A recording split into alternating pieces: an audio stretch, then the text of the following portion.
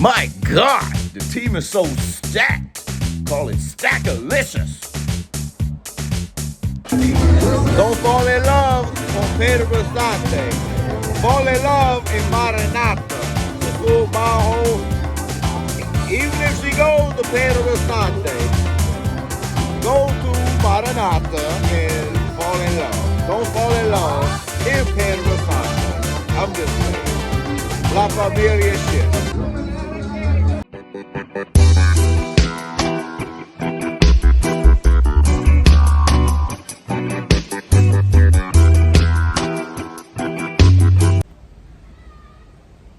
Que la que hay, mi gente. Ricotorodrpr. It's not all about me. This is about us today. But, gotta say, about me though, I had to put these shades on for this one.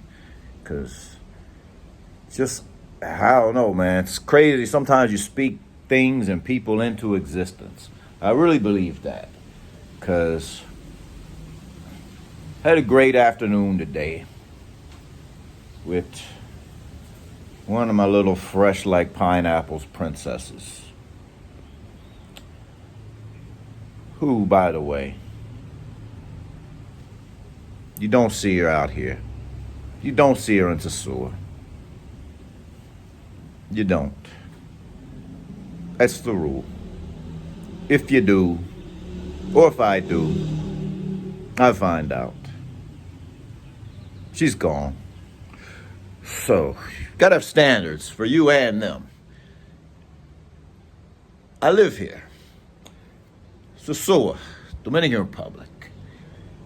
So, speaking people into existence, though, just got a message from former number one, Miss Venezuela. Probably been like 2 years, a year and a half, I don't know, a while since I seen her, you know. And I think basically, she got in a relationship long enough here after me. I don't have relationships. I have friendships. That's the kind of relationships I have with most ladies, because I'm not looking for anything further commitment than that. So I form friendships. And so anyways, I think she was in a relationship long enough maybe to put her ducks in a row so she could visit her homeland, you know, once and for all, because things kept getting derailed, COVID and other things, every time she wanted to go back. So whatever the case, she comes out of the woodwork, hits me up today, you know, just a, you know, spot check. And so I'm just like, wow. I was already thinking today, after the little pineapple princess left, that, you know, might have to, I gotta really set, now's the time really where I gotta make some hard decisions, some hard personal, some hard business decisions, and just have a team of 3 again. You know, before I had that, but I still, you know, had randoms. And then I went through a phase most recently where it was just me and everybody else. You know, the positions would vary. But, you know, but everybody was pretty solid. I had no issues. But now, though, it's like, you know, spending some more time with some of the more, I'll say, pretty girls. Performers and pretty. You know, that's the main thing. So, which kind of ties into the part that is about us, me and you guys. You know, it's just like there's an expiration date on the ladies, the game here. I think we also have our own, like, expiration dates. Meaning, you know, it's something I think about now more, because some friends that are a little bit older than me that have been coming here for a long time or lived here longer than I have, you know, we'll say they're around that 60-ish age range. And, I'll tell them certain experiences, and as well as some other friends will that, might even be younger than me. And, and they'll say basically that they had a lot more similar experiences in a good way, positive way, when they were in their 40s through the early 50s or whatever. But somewhere around, as they got a little older, it became more difficult to have to create those same sort of connections and, friendships, if you will, with the ladies they're meeting. And I mean, some of that is because I always say there's a new breed in town. There's a new breed of ladies out there now that make it a little more difficult to connect, and even more so probably for some of our older gentlemen.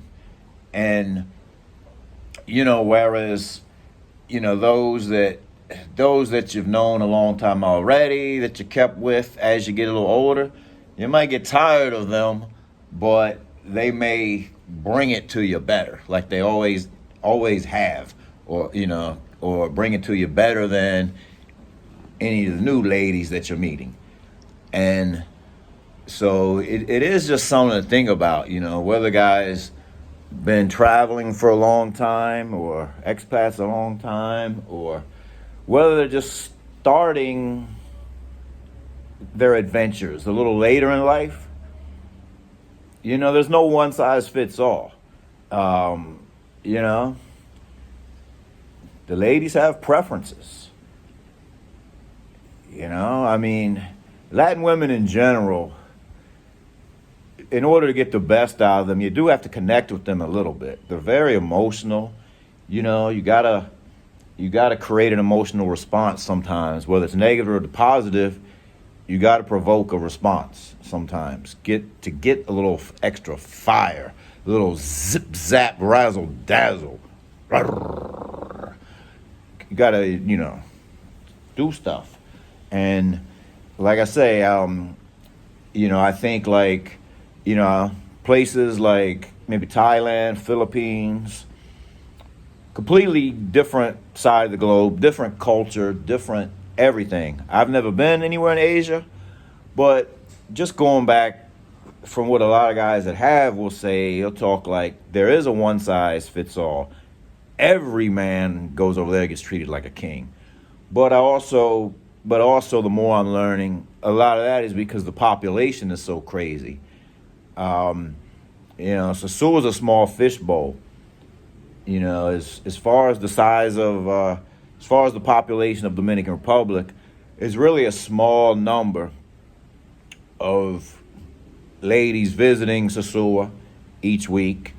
And then, when you compare it to like some of the popular tourist cities and destinations in Thailand or the Philippines, there's like 50,000, so the population is, and the competition is that much greater. So it is quite possible there is a one size fits all there, where every man gets treated like a king and doesn't have to create sort of a little bit of a connection to get the more bang for his buck, pun intended. That's just the reality. So, we can continue coming to Sosua. We can go to Brazil, Colombia, Thailand, Kenya, Brazil, Cartagena, Colombia, Bogota. It's endless. But just something to be mindful. Ricotoros. Yeah.